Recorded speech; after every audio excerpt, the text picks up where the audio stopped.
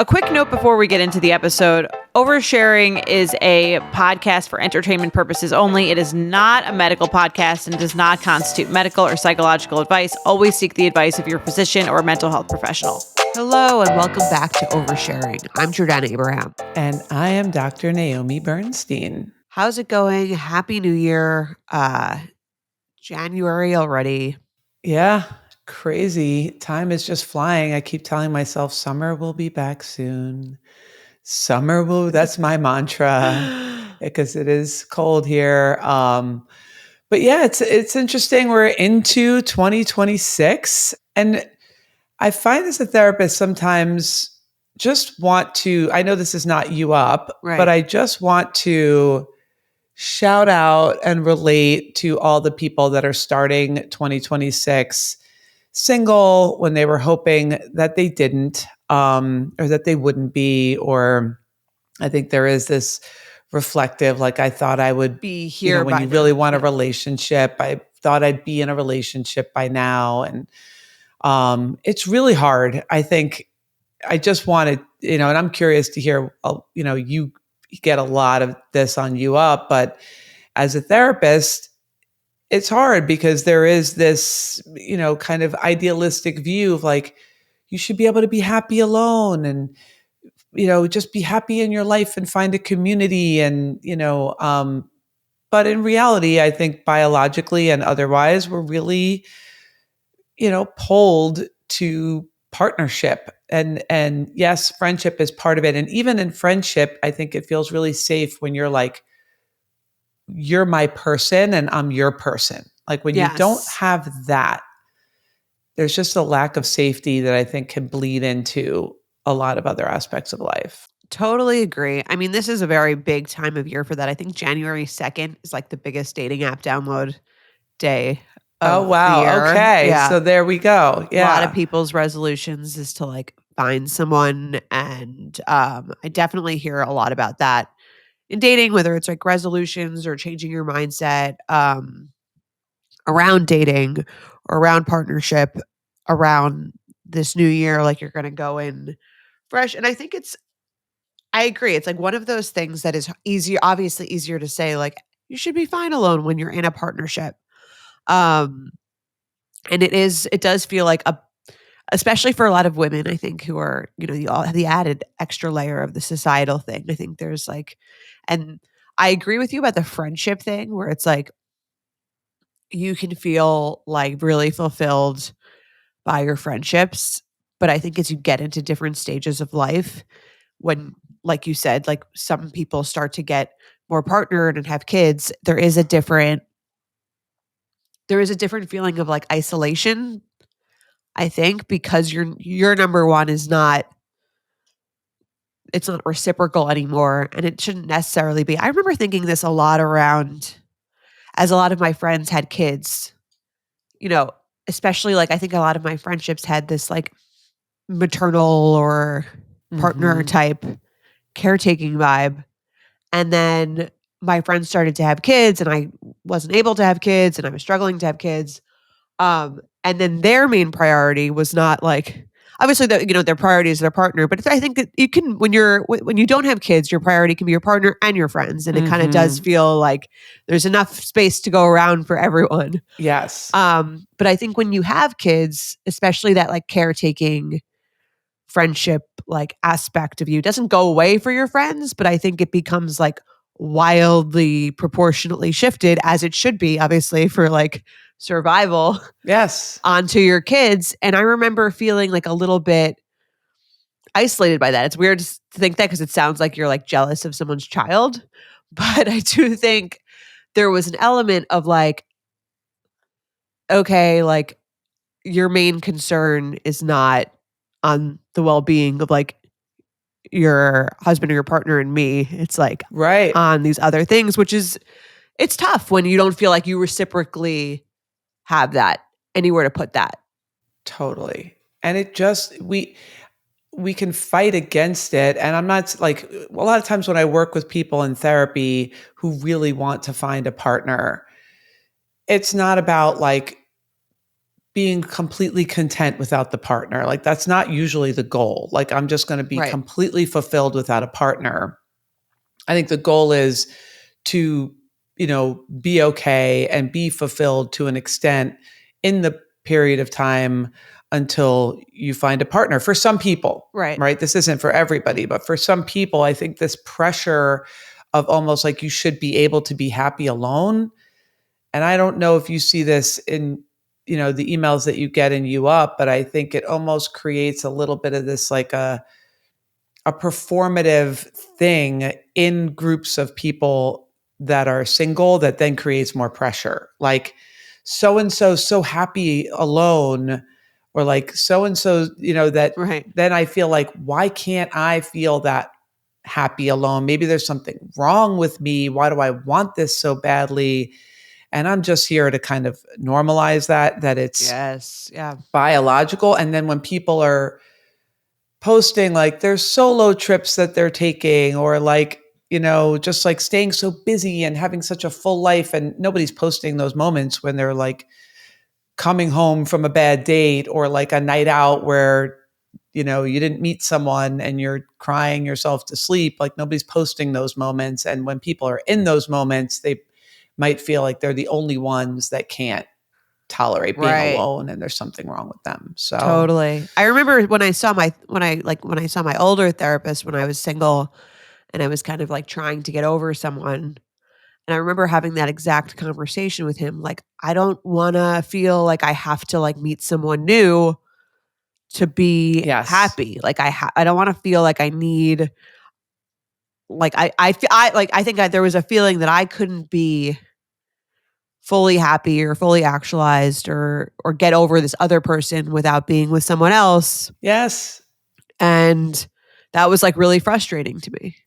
Yeah. And I think sometimes the pop psychology stuff is like, well, you can't, like, I'm kind of like rebound relationships, right? Like they get a bad rap. Like sometimes I'm like, okay, you were with someone that didn't work for you. You met someone else pretty quickly and you both wanted the same thing at the same time. And it felt kind of easy. And I think that that's okay. Like, I think this pressure that you have to be okay alone before you meet someone else, I don't think is always the case. Sometimes that makes sense, but I think for some people, torturing yourself just to prove you can be okay alone isn't necessarily the answer. Like if you were on a desert island, right? This all comes from like, it's just this biological urge that we can't really fight against. If you were on a desert island and I said, you can have, a box full of all this stuff and supplies and seeds and matches and knives and whatever, or you can have like a partner, not a romantic partner, but even like a survival partner, 10 out of 10 people, I think, are picking the partner because you can protect each other. You can be there emotionally. You can go look, you could just sort of support each other. And I think it does come down to this kind of survival instinct of not wanting to be alone. So I just want to normalize it. And yes, it's great to try to find happiness in the meantime, 100%. But it's a tough time. And it's okay to feel like that's the thing that's going to make you happy. And I think on the flip side of that, I think it's okay. Like, because sometimes you're in a relationship where you can feel more lonely than not when you're single. Mm-hmm. And I think a lot of people, it's a big like try to get in a relationship season, but it's also a big breakup season. Right. Because I think people also, that's from what I've seen, over the years on You Up, is like people, you're with someone maybe for a long time. You're not distracted by, it's almost like a little mini COVID. Like you're not distracted by work. You're kind of like with someone in their family. You're kind of like evaluating the end of the year. How do you want to go into the next year? How do you want to feel? And I think there's a lot of people who are single and lonely, but I think there's a lot of people who are in relationships and they're in the wrong relationship and it feels better than nothing. And there's that fear of, is it better to be in the desert with someone that like, where it's kind of strained, but we're there and then, they're technically physically there, but it doesn't feel right. So I think it's equally big time for like evaluating things that don't work for you. Totally. Yeah. And I do think there is something to be said for being able to tolerate being alone, right? For a period of Yes. time, because then it can enable you to make the decision to end something that doesn't feel right because you're like, I know I can do this. So that is the part for all of the single people out there. You're proving to yourself every day that you wake up and function, and especially in moments where you have a great day or you have a joyous moment, like you are okay alone, which is going to strengthen you when you're in a relationship and you're just in it because it's comfortable and you know it needs to end, to be able to be like, okay, I did this. I did this for a year. I did this for 5 years. I did this for a Right. really long time. Like, I'll be okay. I can do this again. Yeah. So and that there is gives- some strength in that. Totally. Yeah. And that gives you the patience, I think, to wait for like the right match. Because if the Mhm. alternative is like, I'm alone, and if I'm alone, it's going to be the worst thing that's ever happened. I'm going to be so miserable. You will stay in something that's like even fine for like a really long time. Yeah. But if your feeling is like the alternative, which is being alone, maybe it's not my ideal state, but I can handle that. Like I can still have a good time. Yeah. And handle the breakup. I mean, this is my own personal theory, so don't take it to the, to the research, but I do think that there are a lot of people that end up married because they're in something that's so comfortable and they just like don't want to deal with the breakup. They don't want to deal with the being alone. So they just kind of go through with it and go through with the marriage. And I think that is a large percentage of people that end up getting divorced, is like, Right. I kind of knew this didn't feel right, but like I just went through with it because I didn't have the courage to end it, or it just felt so comfortable. And then find out on the other end, like I couldn't take that forever. So, right. Or the alternative seemed worse of like Right. starting over or something. Yeah. Exactly. So yeah, shout out to everyone out there that is going through, that doesn't have a person. Like even if you have, like we said, your best friend where you're like, you're my Right. priority, I'm your priority. Doesn't even have to be romantic, but when that other person has their own priorities, it happens all the time. Like you said, sometimes with partners and more so with kids, because partners, like Right. you can take care of yourself. You don't really need me. So like if I'm going to go choose a friend, I can go to my friend's house at 9:00 at night on a whim and you'll be fine. Right. So yeah, it's tough, but yeah, keep doing it and just try to find those little moments of joy in the meantime. But yeah, I see you. Yes. And Happy New Year, even though this conversation wasn't that happy. Yeah. Well, yeah. Yeah. But no, and we could fresh spin start. it like Yeah. fresh start. If you're out there on the apps, according to Jordana, there's going to be some new faces on there pretty soon. Yeah. All those breakups, gonna get your hands on them. And people do stay together. I think like sometimes even like in October, it's like, well, Thanksgiving's coming up. I can't break Yeah. up with them now. And then it's like Christmas and New Year's and you don't want to destroy some. So I think sometimes this is the time you're like, okay, all that's behind. Like we can break up because I don't have to deal with your family. Yeah. Or even the people who broke up right before the holidays. Right. Like now are ready to get back out there. They've had a Yeah. few weeks. So Yes, check out yeah. those dating apps. Okay. All right. All right, let's get into our show. If you have a voicemail, we have a voicemail this episode. You can give us a call at 646-363-6294, or you can email us at oversharing@betches.com. New Year, great time to subscribe to the podcast. You get all the episodes a day early, ad-free. We do some fun stuff over there. We love our subscriber community. Thank you to those who are already subscribers. Or you can join a therapy group. What a great new way, like a new thing to try as you get into 2026. Totally. Come, especially if you are in this category of like, I'm lonely, I don't have my person. I want a set thing. Like you show up every week at the same time and you know that people are going to be there to support you, whatever you're going through. Come join us. We would love to have you. Everyone's always so welcoming to new group members. NaomiBernstein.com. Come find us, NaomiBernstein.com. And yeah, for the subscribers, I really like the subscription episodes. I can get a little bit more like vulnerable, I think, Yeah. and talk about more personal things. And you do that there too. And it feels a little bit safer to do that. So yeah, those are some of my favorite episodes to record. I mean, not kind of as I'm preparing to do it, sometimes it feels a little nerve-wracking, but once it's Right. over, it always feels nice. It always feels very authentic. Not that these aren't authentic, but it just feels like there's like a little extra layer because of the paywall. You feel like you can go a little deeper on some things. Okay, let's get into it.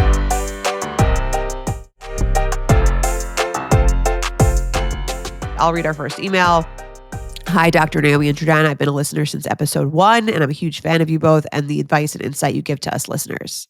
I'm writing in for advice regarding a situation I experienced yesterday that I'm sure many other parents can relate to. I am the mom to a wildly energetic three-nager. My son will be 3 in a couple of months and has been a ball of energy since the day he was born. He's extremely intelligent, is as sweet as he is sassy, makes me laugh almost as much as he drives me crazy, and he is the absolute light of my life. Got it. You're into him. Okay. She's a fan. She's like, I'm about to talk some shit, so I have to make... Let it be known, right? My real thoughts, yes. Last night, I brought him over to a fairly new friend's house for the first time. I have known her for a couple of years through work, but I've never hung out outside of it. But I recently moved to her city, and she has a son who just turned 2, so we decided to get together. The get-together was lovely, and she is someone I can see becoming more of a friend. However, I took notice of the general attitude she seemed to have towards my son.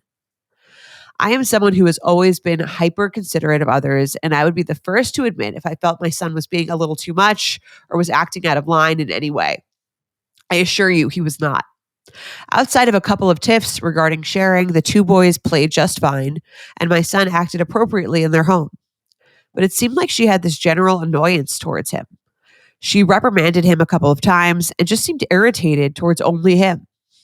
I didn't say anything and left feeling slightly funny about it. I have been around the children of friends who I found were misbehaving or being a little bit too much plenty of times, as I'm sure most people have, but I wouldn't dream of reprimanding them or showing them that I was annoyed in front of the parent. So I found this to be a bit off-putting, especially because I don't think this behavior was anything outside of an ordinary toddler's. It also left me questioning my place as a parent. I never want my children to feel like I'm putting anyone else's needs ahead of their own, especially in a situation like this, but I couldn't think of a comfortable way to address it with my new friend in the moment. I am positive this will not be the last time I experience something like this, so I would love an intention on how to better experience these moments. Also, what sort of action can I take in the future? How can I honor my child's emotional needs while still being considerate of others? Thank you both so much. Looking forward to hearing what you have to say. Great question. And I don't think we've had it yet, really, this type of, it is a very present dynamic as a parent, I think, is how your image or your ego as a parent, like how I was just saying, there's nothing more uncomfortable as a parent, I think, than having your child like misbehave in a public place. Because not that your child was not misbehaving. He's an angel. Yes, he was great. Sure. Yes. She actually didn't end up talking shit about him. She seems like she thought he handled himself really nicely. But right. Or typically for a right 3-year-old, right. if he wasn't like right, perfect. Yeah. Please and thank you. Yeah, and sharing all his toys. Yeah. But there is this feeling of like you're kind of being watched, and this idea of like I don't want to like get frustrated with my child, because that's not a good look, because it's supposed to be like gentle parenting and we're supposed to be connecting and like, handling their emotional needs. Yes, ideally. But you also don't want to be like too soft and coddling, because then people think that you're like spoiling your kid and they're getting away with whatever they want. And I think there's a lot of just kind of eyes on you when this type of thing is happening, and it's very hard to navigate. Unfortunately, when you're trying to find a parent-friend match, parenting styles are like politics. Like you kind of have to find friends, or oftentimes it's much easier to find friends that have a similar parenting style to you, because it takes away this like judgy quality of the relationship, where if she was reprimanding your son, it's kind of safe to assume that she probably would have preferred if you did that. Right. I would imagine. Right. Yeah. Before she jumped in. I mean, maybe she's a school teacher or something. I don't know. And she's just used to like reprimanding other people's Right. kids. That would be the one occasion that I would think, okay, she's just used to telling other people's kids like how to behave. But Or maybe she's like super anxious and felt like she needed to like control his behavior in some way to protect her own child. right. Yeah. I'm saying it. Yes. Yeah. Probably Yeah. is probably what you said, but it's a hard situation because there was a behavior happening that you thought was like okay and normal, and maybe they'll figure it out, which is Right. I like that approach. Like unless someone's getting physical, Right. let the two kids kind of figure it out. Yeah. Well, let's say the issue is that her son is not trying to share the toy with the other woman's son. Right. Right. Like, is someone supposed to intervene? I don't know. I have no idea. So I'm asking you. Yeah. Like, Yeah. There's different schools of thought. I think there are, parents that would jump in and say like, or help them navigate it and say, oh, when you're done with that, can you please, would you like to give Timmy a turn? Or it would be nice if you would give Timmy a turn when you're done with that toy. And some people are like, no, that he doesn't have to share that. That's his toy. He doesn't have to share it if he doesn't want to. Kind of like there is a school of thought that's kind of like it's not good for them to feel constantly threatened that their things are going to be taken away. Okay. My personal opinion is I would let the two kids kind of figure that out. If you see that there's one kid that's like being a bully or like it's not really working out well, I think you can intervene and say, hey, how about when you're done? Because a kid's not going to play with one toy for 3 hours. Right. There's no kid in the world that's going to play with one toy for the entire play date. At some point, it's going to get tired. You can give them a little bit of agency and say, when you're finished, you can give it to the other child. But I think there's different parenting styles. Some parents really want to be on top of it and don't want they want to control all the potential negative feelings of someone not getting a turn or, and Right. some are more like, let them figure it out.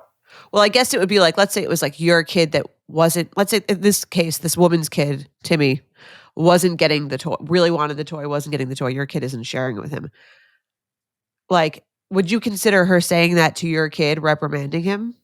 Like give him a turn? Can you, right. Like maybe you can let him play with because I understand what she's saying in terms of like, there's a line of like protecting and it also for the other woman probably of like protecting your child, but also like being polite or being like not overstepping. Right.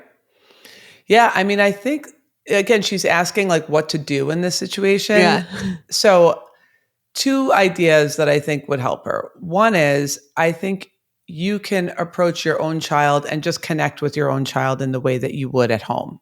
Like not even you don't have to reprimand them. You would just kind of intervene if you see that the other mom is getting anxious or upset or feels like maybe her kid is getting bullied or not bullied, just like not being respected or whatever it is. And kind of intervene with your kid and maybe say something like, oh, it seems like you're having fun with that toy. When you're done, would you, maybe you could give so-and-so a turn with it or whatever it is, which I think is different than like reprimanding the kid, Right. Like I think you can come in. If the other mom said that, if the other mom came in and said to her son, oh, looks like you're having fun with that toy. Isn't that so cute? I love how the eyes pop out or whatever it is. When you're done, can you give so-and-so a turn? I wouldn't call that reprimanding. I would just call that, facilitating, facilitating some sharing. If she was like, that's enough, it's his turn. Right.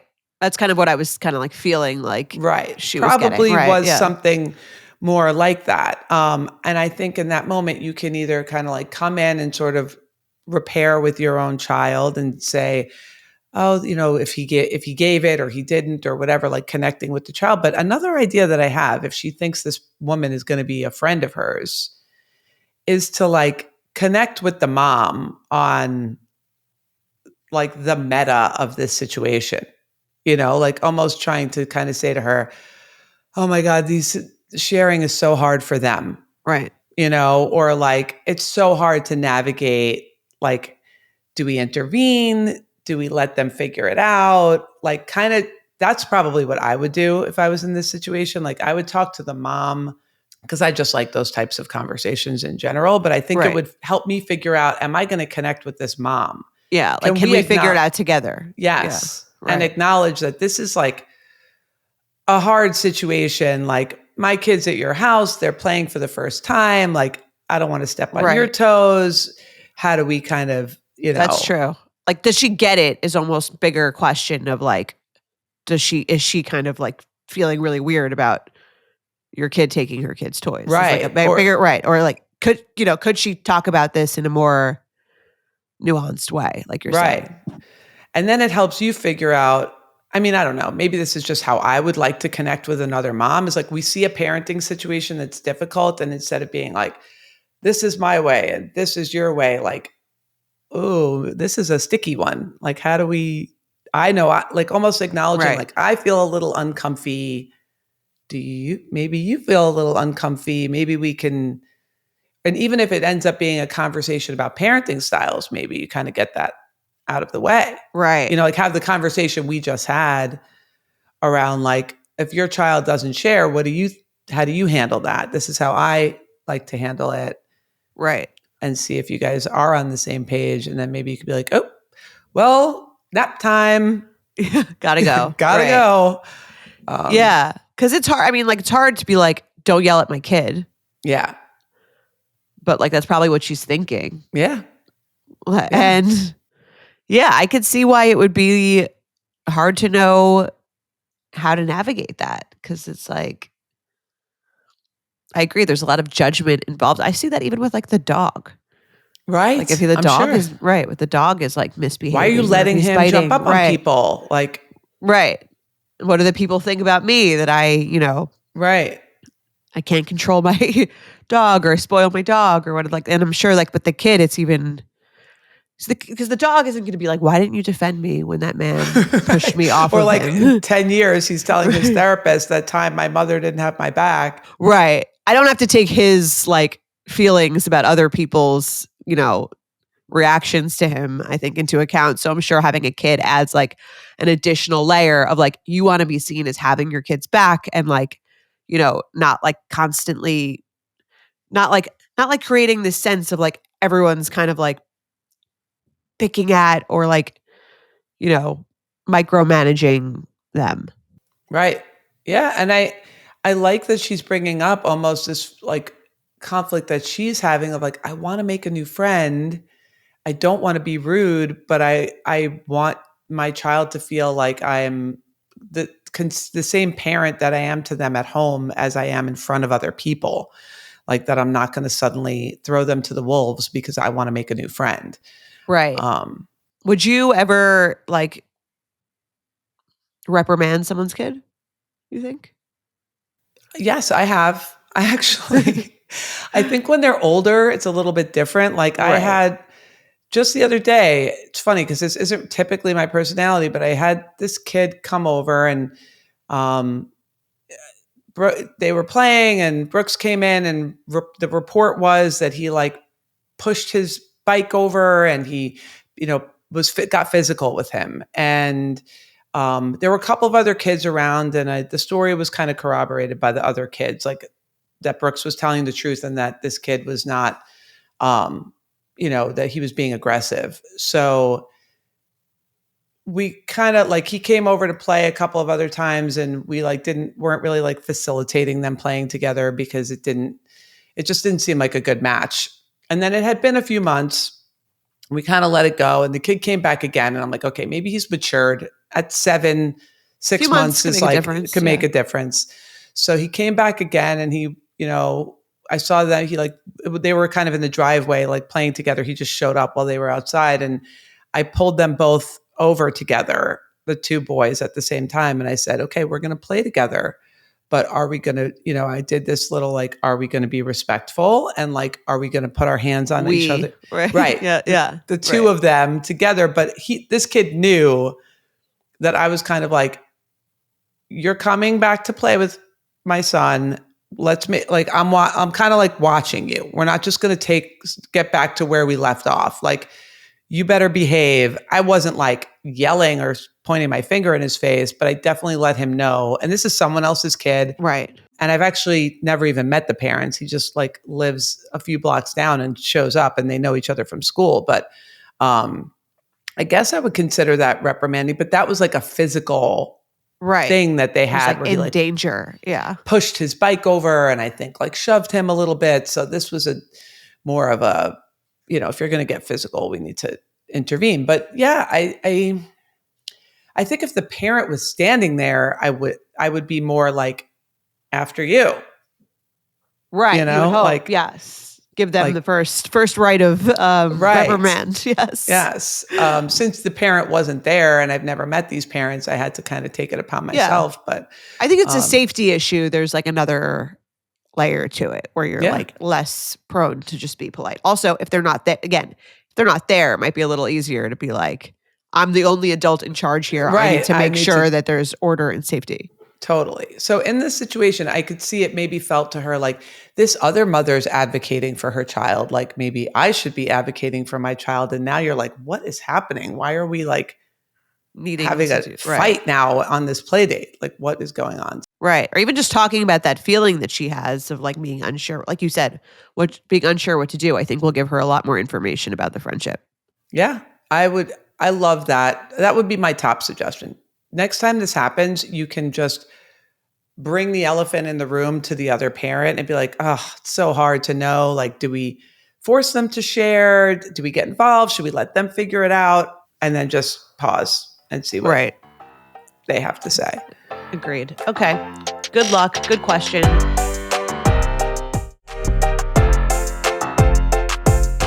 Let's do a Betchicist. Okay, I will read this. Hi, Jordana and Dr. Naomi. I'm a huge fan of both You Up with Benefits and Oversharing, and find listening to the episodes each week to be the highlight of my daily walks. I'm writing with either an ethical dilemma or a trigger. I'll let you two decide. A little background. My mom grew up in a poor household and therefore instilled in us from an early age that it's important not to waste food. We would typically eat leftovers for dinner as a family about once a week to ensure no food was being thrown out after cooking throughout the week. My in-laws, on the other hand, could not be further from this. We go out to eat. They often order huge portions. We live in Texas, so that's pretty standard, and eat only a small amount of food. I'm talking less than half. When the waiter comes by to ask if they need a box, they just flat out say no and have declared to my husband and I many times that they don't eat leftovers. It drives me especially nuts when they order this same item. For example, they will both order chicken fried steak with green beans and mashed potatoes, both pick at it, and then both elect to throw the rest away. Why don't they just split one portion? It's such a waste of food and money, in my opinion. My husband feels similarly, and on occasion we have even asked if they would mind letting us take their leftovers home for ourselves, especially when they haven't even touched half of it. So I know there's no concern for inadvertently sharing germs. These types of leftovers would be enough food for my husband to eat for 2 or 3 lunches. My husband and I do fairly well, so it's not a money thing. It's just genuinely bothers me that they waste so much good food. I don't understand why they don't just order half the portion. This is often an option, or elect to share. The final straw for me writing to y'all today was when a few days ago, my father-in-law went so far as to make fun of me for eating all of my food. We were eating Tex-Mex and I ordered a lunch special and ate it. He made a comment like, there you go again, eating all your food again.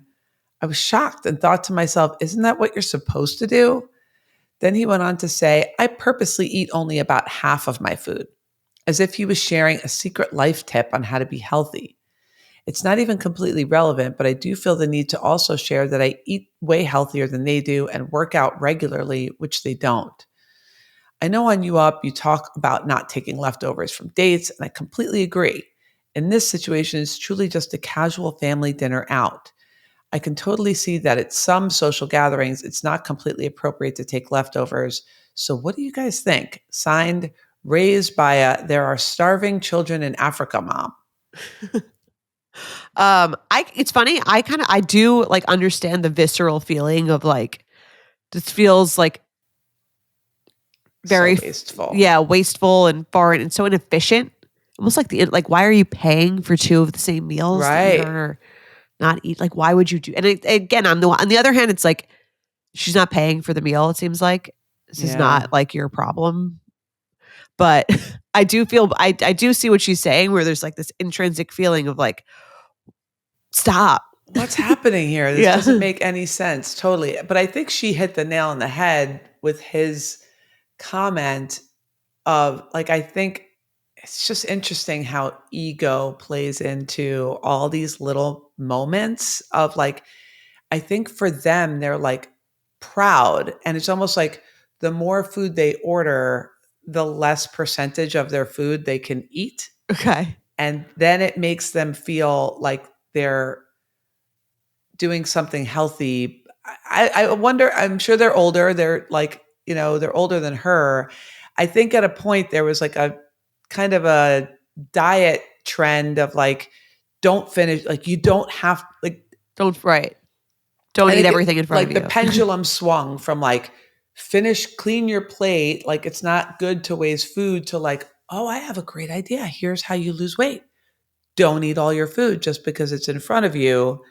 And then that became like, she's saying kind of like a life hack, but like twist it up in their mind. It's like, if we both order it and we both don't eat it all, then we can leave feeling like, great, we didn't finish our plates. And somehow that's like a win for our ego. Right. Even if it doesn't make any sense. Right. Versus if we share one, then the plate is empty. And then that means that we like overate or like we weren't able to leave any food on the plate. And therefore that was a fail. Because we had no self-control. And maybe that's why, again, he thinks it's a virtue, where he's like, wow, like you finished all of your food. Like, gross. Right. Yeah. I am triggered by this. Yeah. I'm triggered by the food waste. I'm triggered by the comment. Yeah. There are some people, it's funny I agree with you about like the ordering styles, because there are, and our family again was not like this, especially with so many kids, but you go out with a family, even like maybe like a more well-to-do or a less like conscious about money family, I think is kind of like, we'll just order it all and who cares? Yes. Like we're not thinking about it. Yeah. Yes.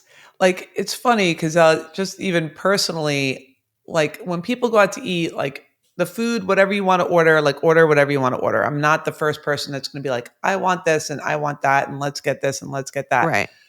But if someone orders like three orders of shrimp cocktail or something, I'm like, we're never going to eat three orders of that. Like, why? I get a little, that's where I'm kind of like, that's where I'll chime in and be like, I don't know, why don't we order two and see how we feel?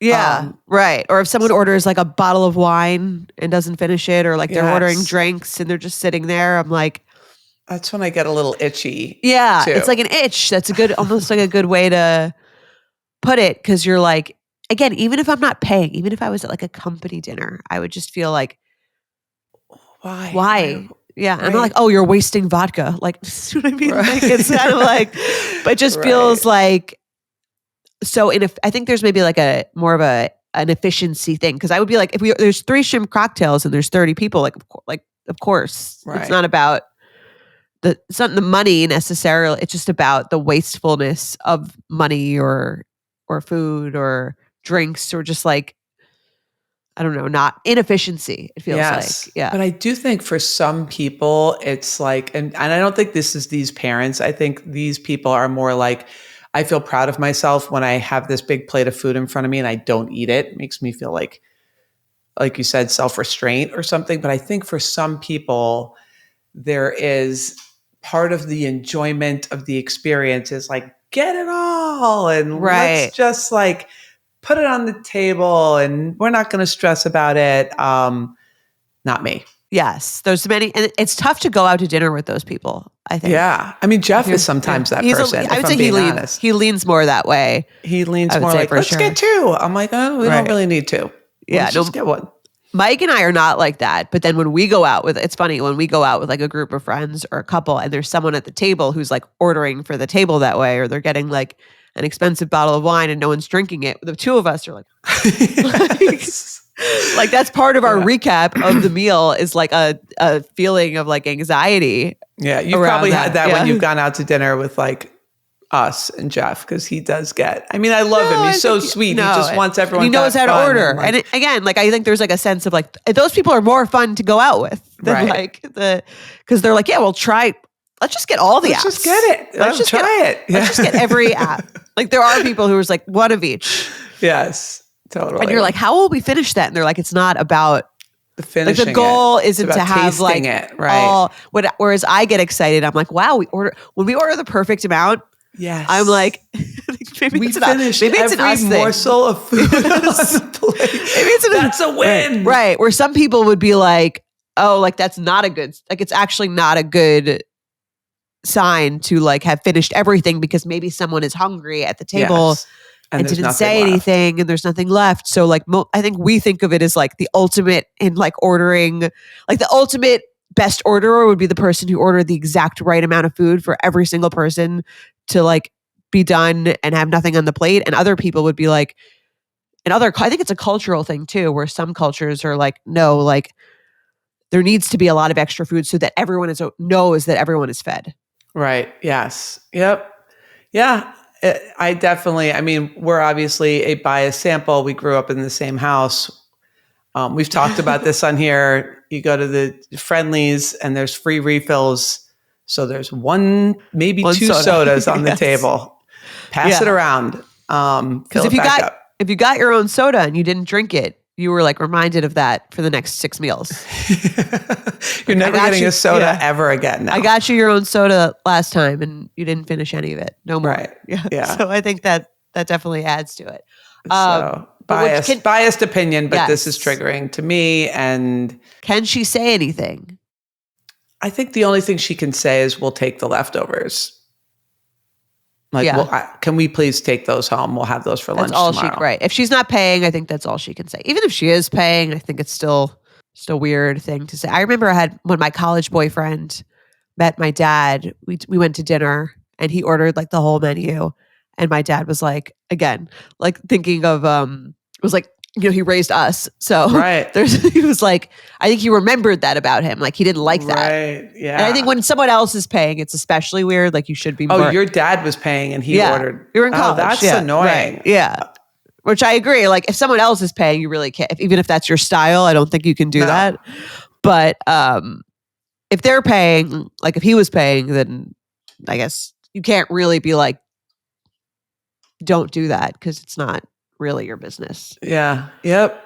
But yeah, I'm sorry this is happening to you. This is yes, it would create an itch in me as well. Yeah. Yes.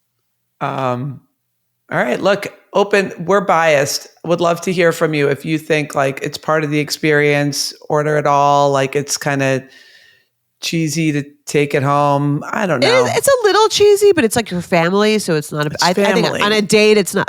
Jared and I always like what she was referencing is right. We're like on a first or second date, if you're taking home leftovers, that's like a weird look, especially if someone else is paying. Totally. Yes, that I agree with, and it's also just not like sexy to be walking around the rest of the night with your leftover food like stinking up the Uber. Right, in your plastic bag, just like walking to a different bar. But I think if it's dinner with your in-laws and you're going home after, take it home, eat it. That'll help you. And don't worry about the germs. Just cut off the piece that they ate from and move on. Yeah, you'll be fine. All right. Well, good luck. That was relatable to us. Okay. Yes.